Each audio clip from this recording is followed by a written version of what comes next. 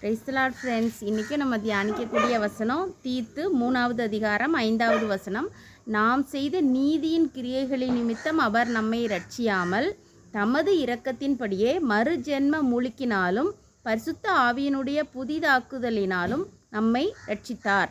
ஆமாம் ஃப்ரெண்ட்ஸ், நம்ம நினச்சிட்ருக்கலாம் நம்ம நல்லவங்களாக இருந்துக்கிறோம், அதனால் இயேசுப்பா நம்மளை ரட்சித்தாங்க அப்படின்னு கிடையாது ஃப்ரெண்ட்ஸ். நம்ம பாவிகளாகவும் ரொம்ப மோசமானவங்களாகவும் இருக்கும்போது ஆண்டவர் அவருடைய கிருபையினால் நம்ம ஞானஸ்நானம் எடுக்கிறதுனாலையும் பரிசுத்த ஆவியானவருடைய அபிஷேகம் பண்ணினதுனாலையும் நம்ம ரட்சித்திருக்கிறார் ஃப்ரெண்ட்ஸ். அதனால் நம்ம எந்த விதத்திலையும் மேன்மை பாராட்டிக்கொள்ள, ரட்சிப்பு என்பதை குறித்து மேன்மை பாராட்டிக்கொள்ள நம்மளுடைய கிரியைகள் ஒன்றுமே இல்லை ஃப்ரெண்ட்ஸ். அது கர்த்தரோட பெரிதான கிருபை, அவருடைய இரக்கத்தினால தான் நம்ம அவரை ரட்சித்து வச்சிருக்கிறாரு ஃப்ரெண்ட்ஸு. அதனால் இந்த ரட்சிப்பு அவருடைய கிருபையாக இருக்கிறனால நம்ம அதை கொண்டாடணும் ஃப்ரெண்ட்ஸ்.